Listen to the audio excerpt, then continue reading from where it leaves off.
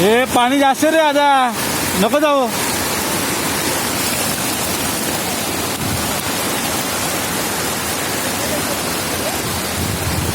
नका नका नका जाऊ ओ बलवान, नका जाऊ, भरपूर पाणी आहे.